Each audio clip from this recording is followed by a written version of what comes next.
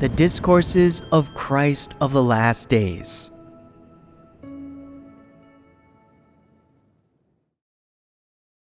Words on Knowing Oneself. Excerpt. Although gatherings often fellowship on the truth, dissect people's corrupt dispositions, talk about knowing oneself, and discuss people's various states and behaviors, there are now still many people who do not know their own corrupt disposition. Some people merely acknowledge that they have a corrupt disposition, but do not know it when they reveal it. Some people have comprehension ability, and when reading God's words, they acknowledge that God's words are the truth, and that what He says is practical. However, when things befall them, their understanding becomes superficial. They always believe that they are still doing just fine, that they are still a good person. And although they believe they have a bit of a corrupt disposition, they still group themselves together with the good people. They do not know the nature of their corrupt disposition or what consequences it will cause. Is this really knowing oneself? After people have believed in God for a few years, through reading His words, listening to sermons and fellowship, as well as being pruned, most of them have finally seen clearly that their humanity is not good, and that they truly have a corrupt disposition and can do things that violate the truth and oppose God. However, many people do not truly recognize this. They merely acknowledge verbally that they are devils, that they are Satans, and that they should be cursed. Is this kind of understanding practical or not? Is it something that comes from the heart? Is it something said out of a genuine hatred of oneself? For example, there was a leader or worker who was dismissed for not doing real work, and to show everyone their remorse, they wrote a letter of repentance. I have let God down and I owe Him. I am not worthy of His salvation or His painstaking care and effort. I am a demon. I am Satan. My humanity is bad. I should be cursed, and I should go to hell and perish. In this letter of repentance, with every sentence they deny and condemn themselves, speaking words that a non-believer would never say. Although they acknowledge that they are a demon and Satan, are any of these words truthful? No, they do not mention which corruptions they have revealed, which bad things they have done, or what losses they have brought to the work of the church. There is not a single sentence that explains the actual situation or what is in their heart. They are all empty words. Is this true understanding? No. If it is not true understanding, then do they acknowledge that they are corrupt? No. Let's define it for them.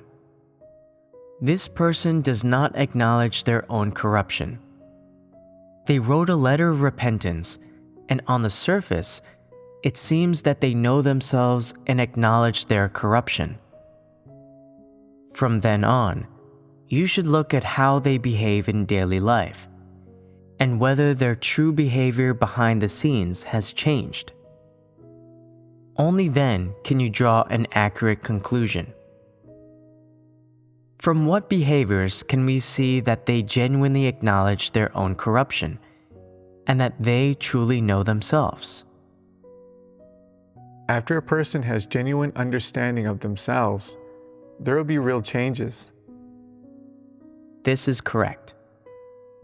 God looks at whether there is real change in a person. If someone writes a letter of repentance, and their words seem sincere and they seem to have genuine understanding, does this mean that they have truly repented? Can it prove that they have truly repented? No. We must look at whether there has been a genuine change in them. This is the most crucial aspect. But after they are dismissed, they often justify and defend themselves before the brothers and sisters, which is tantamount to still not acknowledging their own corruption and having no genuine understanding of themselves. Their resistance, self-defense, and justification behind the scenes have confirmed this point. In addition, when the above dissects their actions and says that they are an antichrist, a false leader, and someone who does not do real work, what is their reaction to being exposed by the above? They reason, defend, and justify themselves, explaining these matters everywhere, not acknowledging that they do not do real work, that they are lacking in caliber, that they do not understand the truth, and that they are a false leader. What kind of disposition is behind this non-acknowledgement and self-defense? This is a kind of intransigent and arrogant disposition, a disposition that is averse to the truth. When they wrote their letter of repentance, they said that they were a devil and Satan, that they were unworthy of God and owed God, and that their humanity was not good. But immediately after acknowledging this, they reverted to their old ways. What is going on here? Their acknowledgement is not true. Which is their true side? What is their true stature? Their behind-the-scenes justifications and self-defense. They're explaining themselves everywhere. This is their true side. Does this not prove that they do not acknowledge that they cannot do real work, and that they do not have the truth reality? They do not acknowledge it at all. If they do not even acknowledge this, then do they truly know themselves? If they do not know themselves, then is their characterization of themselves as a devil and Satan not misleading people? Then everything they say about knowing themselves is a lie. All of it is deceptive. They do not acknowledge that they cannot do the work, and that their humanity is not good. So why do they still say those words of self-condemnation? It is unfathomable. If they do not know themselves, why do they still pretend that they do? It is to cheat people. The facts before us have already proven that they are a hypocritical person. So do they acknowledge that they have a corrupt disposition? They refuse to acknowledge it, and even go out of their way to find various excuses and reasons to prove that these things they have done are not wrong. They believe that no matter what they do, it is right, and the above should not condemn or dissect it. They can accept being dismissed, but not being treated unjustly because of these things. No matter the reason for their dismissal, they can submit to it and accept it. It is solely because they were dismissed for these particular things they have done that they cannot accept or submit. Is this not the root of their justifications and self-defense? A person like this speaks about being a devil and Satan, says they should be cursed and sent to hell, and repeatedly shouts out these slogans while continuing to argue and justify. Do they truly know themselves? They repeatedly shout out that they are devils and Satans, yet they do not acknowledge any of their wrongdoings. Do they acknowledge that they have corrupt dispositions? No. Why is it said that they do not acknowledge it? They all acknowledge that they are devils and Satans. So why do they not acknowledge that they have corrupt dispositions? Which consequence is more severe? Acknowledging that one has a corrupt disposition, or acknowledging that one is a devil and Satan? In fact, they understand in their hearts that acknowledging they are Satans and devils can mislead others and achieve a good result, and that people will not do anything to them. However, if they acknowledge their wrongdoings, or that they do not have humanity, people will shun and hate them. Therefore, they choose a poster-worthy slogan to mislead everyone and explain things away. Why do they shout out such taglines and slogans? What is the purpose? In one respect, they are flaunting their spirituality. In another respect, they think, everyone says that they are devils and Satans. If I say I'm a devil and Satan, I won't have to bear any consequences and can even gain everyone's approval. Why not do it? Is that not the idea? Is this kind of knowing oneself not quite cunning? This is misleading and cheating by nature, and it bears the traits of a religious trickster. What do religious tricksters say? We are all sinners. We have all sinned. They do not say how they are bad or detail the bad things they have done. They also say, we are all sinners and we must repent.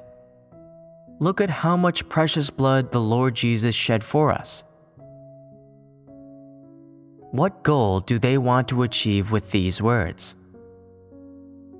It is to make themselves appear spiritual. They are showing off and making others think highly of them in order to achieve their goal of winning hearts and minds. Do those people who claim to acknowledge that they are devils and Satans also want to achieve this result? Is this not also their purpose? At first glance, it seems that they know themselves, and they appear to be people who genuinely repent, proclaiming themselves to be devils and Satans, to be children of hell, and deserving of death. How earnest their words are. But while they speak very earnestly, are they as earnest in what they actually do behind the scenes? Not at all. They employ a two-faced approach. On one hand, they publicly acknowledge that they are devils and Satans. But on the other, they go around defending and justifying themselves, explaining that they did nothing wrong. They say that they were treated unjustly by the above, that the above is not aware of the actual situation, and that in doing these things they have endured great hardship and grievance, and paid a great price, and should not be treated this way.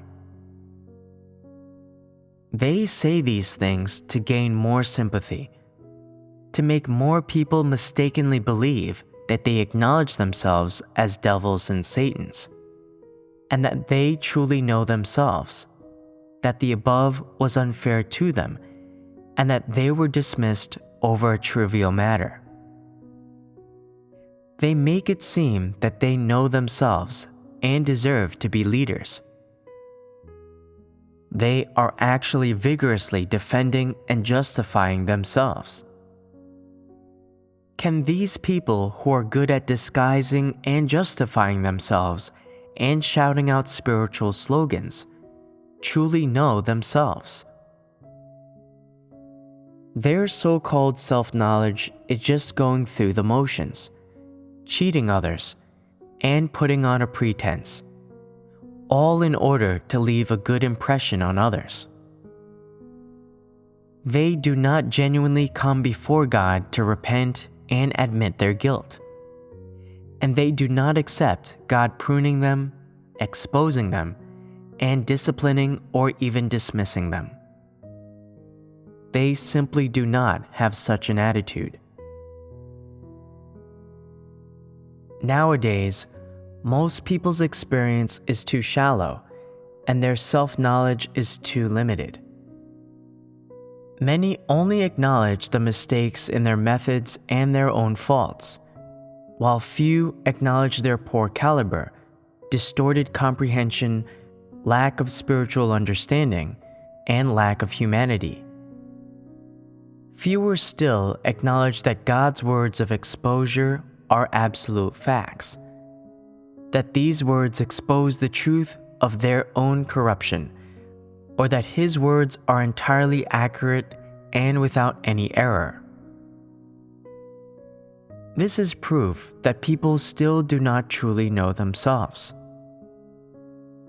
Not acknowledging that they live according to their satanic dispositions and satanic nature means that they do not truly know themselves.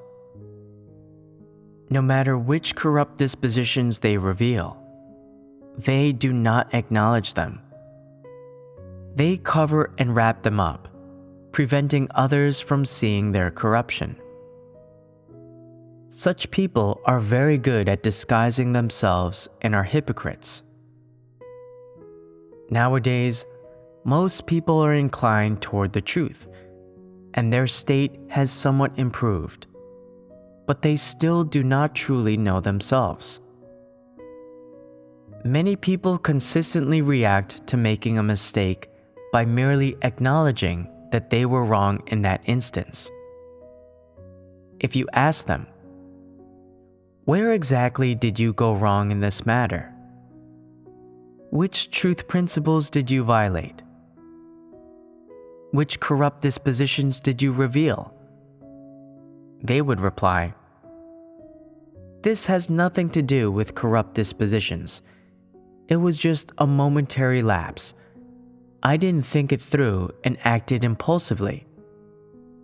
It wasn't my intention." Their unintended actions and errors have become shields and excuses for the corrupt dispositions they have revealed. Is this a genuine acknowledgement of their own corruption? It is not. If you frequently make excuses or find reasons for the corrupt dispositions you reveal, then you cannot truly face your own corrupt dispositions, nor can you acknowledge or understand them. For example, a person performs their duties well for a period of time. Their state is stable. Whatever they do goes smoothly and without a hitch, and they produce some positive results and receive praise from others. They feel that they have made great contributions and that God should bestow rewards upon them. As a result, they reveal an arrogant and self-righteous corrupt disposition. They believe themselves to be better than others and refuse to listen to and are unable to cooperate harmoniously with anyone. Before long, they make mistakes in the performance of their duties, and their brothers and sisters prune them and expose them, saying that they are too arrogant. They have difficulty accepting this fact and ponder incessantly over the matter. I'm arrogant? I don't think so. I didn't brag about anything, so how could I have become arrogant? They are stuck on the word arrogant and cannot get past it.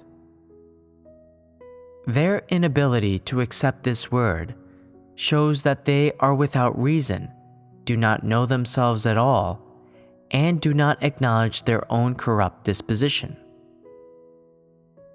When something befalls you and you reveal a corrupt disposition, if someone criticizes you or prunes you and says that what you did violates the truth principles, yet you only acknowledge your mistake in that particular matter, are unwilling to admit that it was a consequence caused by a revealed corrupt disposition, and are only willing to rectify the mistake without ever accepting the fact that you revealed a corrupt disposition, then you do not truly know yourself.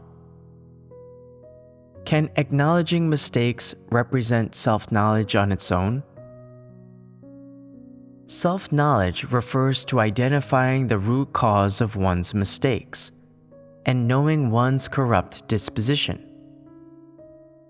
If you acknowledge that you have done something wrong, and afterward your behavior changes so that it seems like you no longer make the same mistake, but you have not cast off your corrupt disposition and the root cause of the mistake has not been resolved, then what would be the consequence? You would still inevitably reveal a corrupt disposition and rebel against and oppose God. Do not assume that a few behavioral changes equate to a change in your disposition. Knowing oneself is an endless matter.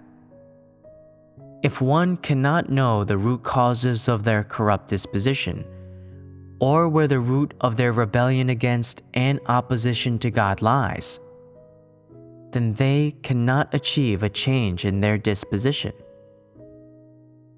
This is what is difficult about changing one's disposition.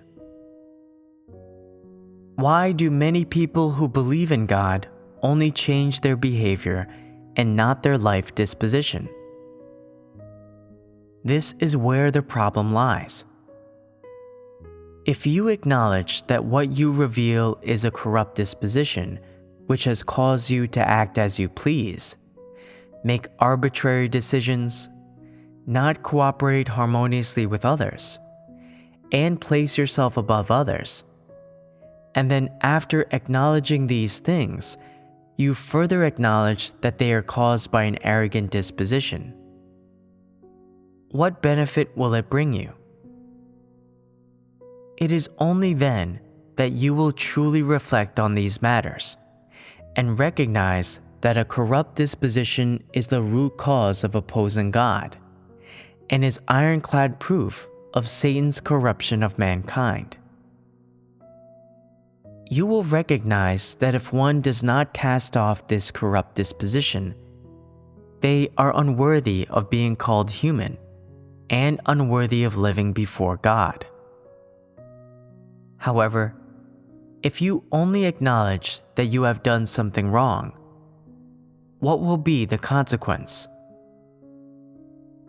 You will only focus on and put effort into the way you do things and correcting them, how to do things so that they appear proper on the surface, and how to conceal the revelation of your arrogant disposition.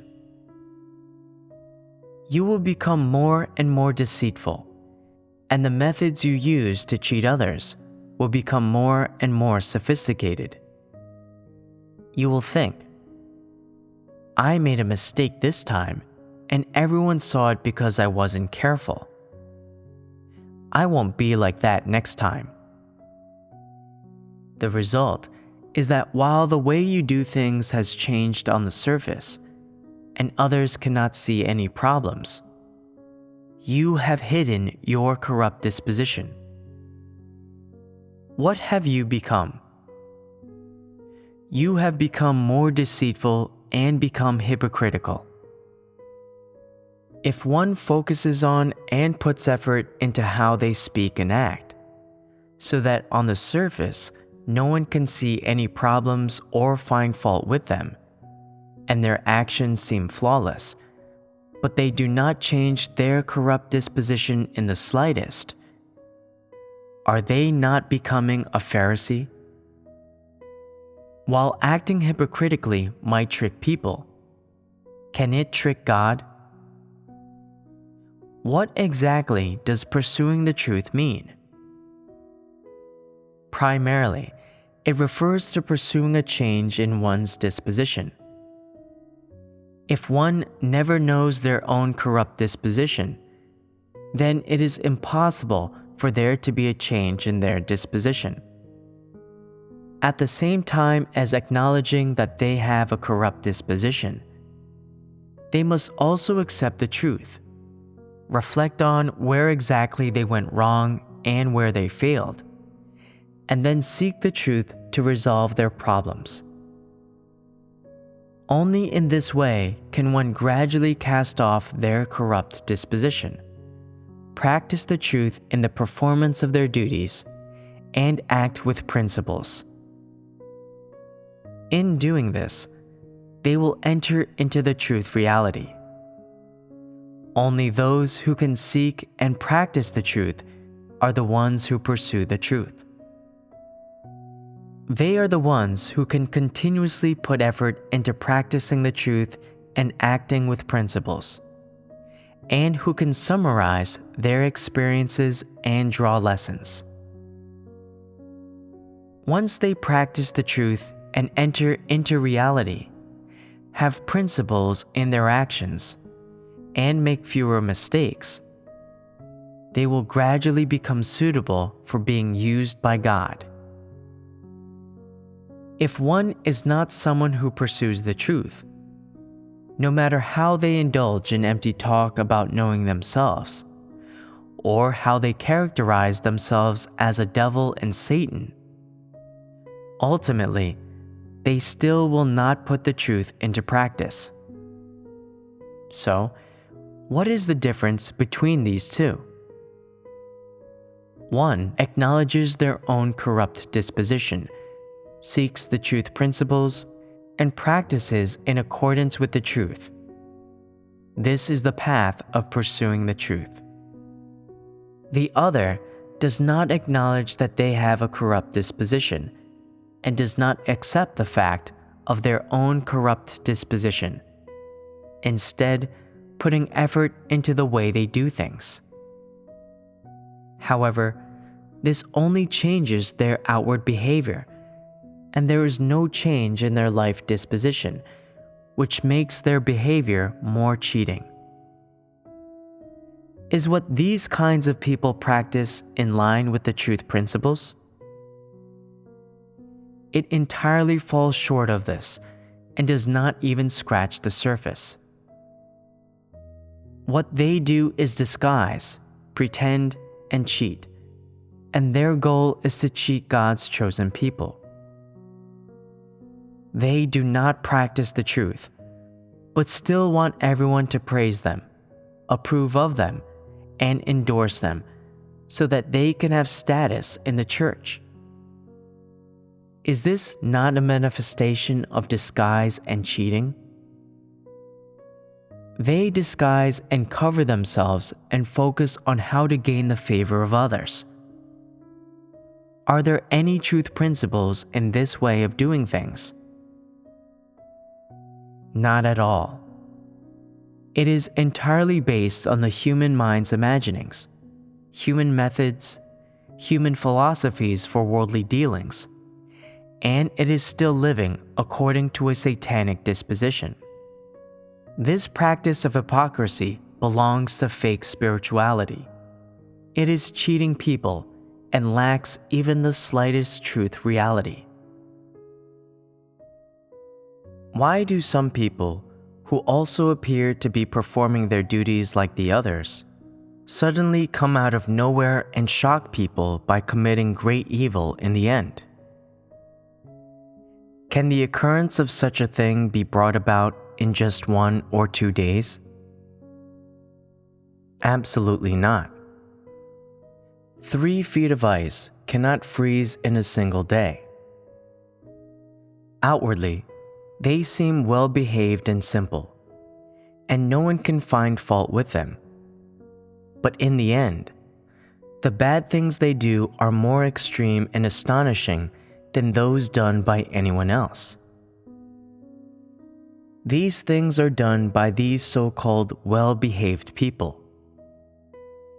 Do you know what common characteristic these kinds of people have? They appear to have good behavior and usually seem quite well-mannered. What they live out and their nature essence have 2 distinct characteristics. Can you grasp these key points? They do not love the truth or acknowledge their corrupt disposition. When they talk about knowing themselves, they are putting on a disguise and acting hypocritically. Acting hypocritically is one aspect of this. So how can you discover and confirm that these people are hypocritical? How can you confirm that these good behaviors they are living out are just a pretense? On the surface, they talk very nicely, but in their true actions, they protect their own interests without considering the interests of God's house. This is the specific manifestation of acting hypocritically. Although these hypocritical people speak nicely, they are actually cheating and misleading people. Additionally, they expose their selfishness and baseness, only protecting their own interests and not considering the interests of God's house. They want to live like a whore while still expecting a monument to their chastity. All of this represents their nature essence, devoid of any humanity. I just mentioned that their nature essence has 2 distinct characteristics. The first characteristic is that these kinds of people often shout slogans and speak of doctrines, as if they are deeply spiritual. But in fact, they do not love the truth in the slightest. And without a love for the truth, it is impossible for them to practice it. Based on this point, is what you mentioned earlier about them only considering their own interests not one of these manifestations? Why do they consider their own interests? Do they love the truth? They only protect their own interests, and do not at all consider the interests of God's house or the brothers and sisters. Is this not the behavior of not loving the truth in the slightest? Some people say, if they don't love the truth, why do they always fellowship about things related to the truth? How would you explain this? They do it to impress others, disguise themselves, and dress themselves up. This is one aspect of it. But besides this, are they actually fellowshipping about the truth? It is not the truth at all. It is just words and doctrines. If it is clearly just words and doctrines, then how can it be called the truth? Only fools would equate words and doctrines with the truth. Devils are highly skilled at speaking words and doctrines to mislead people. And they also want to pretend to be people who have the truth to cheat others and God. No matter how lofty the words and doctrines that people speak are, they are not the truth. Only the words spoken by God are the truth. How can words and doctrines spoken by humans be mentioned in the same breath as the truth? They are two different things. This is the first aspect, that these people have absolutely no love for the truth. Is this aspect their nature essence? Why do we say it is their nature essence and not just a temporary revelation or behavior? It is because when we look at all of their revelations and behaviors, it can be concluded that their humanity essence is that they do not love the truth at all. Due to these various behaviors, it can be determined that they are people who do not love the truth. That is the first characteristic. Now, what is the second characteristic? It is that these people do not acknowledge their own corrupt dispositions at all. What does it mean that they do not acknowledge it at all? If it is said that they do not acknowledge their corrupt dispositions, then why do they always talk about knowing themselves? Not only do they talk about knowing themselves, but they also shamelessly help other people know themselves. They also often say they are not doing enough, that they owe God, that they are devils and Satans and deserve to be cursed. How can this be explained? When they talk about knowing themselves, there is no true content or detail. For example, there is no practical content regarding which corruptions they have revealed, what wrong intentions they harbor, which corrupt dispositions they are controlled by, what specific manifestations they have, what nature essence they belong to, and so on. They merely vaguely state that they are devils and Satans, without expressing genuine feelings and understanding. One result of truly knowing oneself is being able to truly hate oneself. These types of people verbally acknowledge their corruption, but do not hate themselves at all in their hearts. And they also find all kinds of reasons to defend and justify themselves.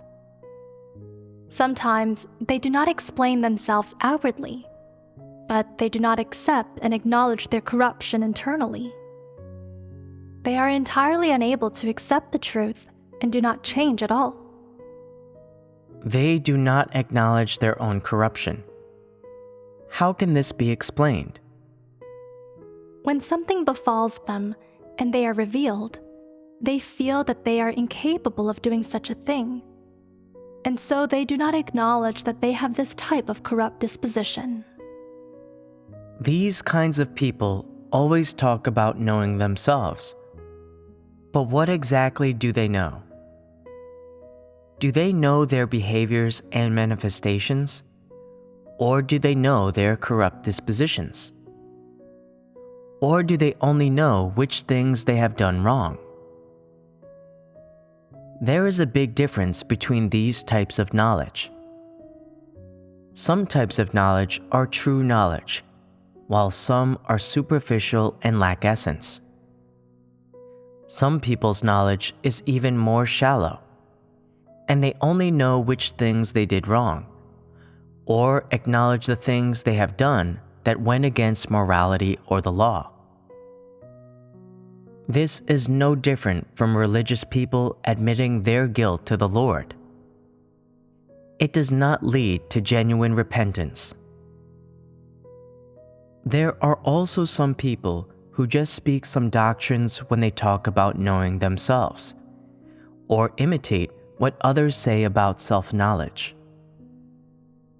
This is an even greater form of disguise and cheating. Why do these people not truly know themselves? The most crucial reason is that they never accept the truth. So all of their actions and behaviors are based entirely on their own preferences, their own satanic philosophy and their own interests, ambitions, and desires. Deep in their hearts, they do not see their ambitions and desires as corrupt. Anything that they need is not corrupt, so they do whatever they want, whatever they like. When judging this from the starting point of their actions, do they acknowledge their own corruptions? How do people who acknowledge their corruptions act? Do they act by seeking the truth principles? Or do they just pray, contemplate, and do things according to what they think in their minds? Which of these do they follow? They seek the truth principles. So, from looking at the actions of those aforementioned kinds of people, it is evident that they always do whatever they want. They believe that God's words are meant for others, and they impart the doctrines they understand to others, which means that they make others act according to God's words, implying that you all reveal corruptions, but I seek the truth in everything I do and hardly reveal any corruptions. Are these people who truly know themselves? They do not dare to acknowledge their own corruptions. This is the truth of the matter. They believe that paying a price, as well as speaking a bit more, enduring a little more suffering, or even forsaking and expending of themselves, all in order to satisfy their ambitions and desires, is all in line with the truth and is right. If you were to ask them, since all humans have corruptions, aren't you afraid of being wrong when you think that way? They would say, no, it's fine. I'm not afraid. I'm right in my intentions. Look at how they regard their ambitions, desires, and intentions as something positive. Do these kinds of people acknowledge their own corruptions? From an objective perspective, they simply do not acknowledge their own corruptions. Can someone who does not acknowledge their own corruption genuinely repent? They absolutely will not repent. They never will. Do they have true submission? Even less so. They do not even know what the truth is. So how can they submit? All that they submit to is their own ambitions and desires. They live their lives entirely by undertaking all matters according to their own desires, and they speak, act, and choose their path based solely on their own will, without ever seeking the truth. Some people say, they never seek the truth, so why do they listen to sermons? Listening to sermons doesn't necessarily mean they are able to seek the truth. It is just one aspect of believing in God. If they did not listen to sermons or attend gatherings, would they not then be revealed? So, this process is necessary for them to go through. But listening to sermons does not mean they are someone who accepts the truth or acknowledges their own corruption. One cannot make this inference. Acknowledging that one has corruption is not an easy thing, and it is difficult to do for people who do not love the truth. We just mentioned that people who do not know themselves have two distinct characteristics. One is that they fundamentally do not love the truth, and the other is that they never acknowledge that they have corrupt dispositions. So, how far are you from knowing yourselves? Right now, we still don't know ourselves, and we haven't reached a point of hating ourselves. You are very far away. Knowing oneself primarily means knowing one's corrupt disposition, one's preferences, and one's erroneous views and behaviors. This is the key, and other aspects of self-knowledge are secondary. You can only truly accept the truth and bring about genuine repentance when you acknowledge that you have a corrupt disposition, that you have all sorts of nature essences and revelations of corruptions that God has brought to light in people.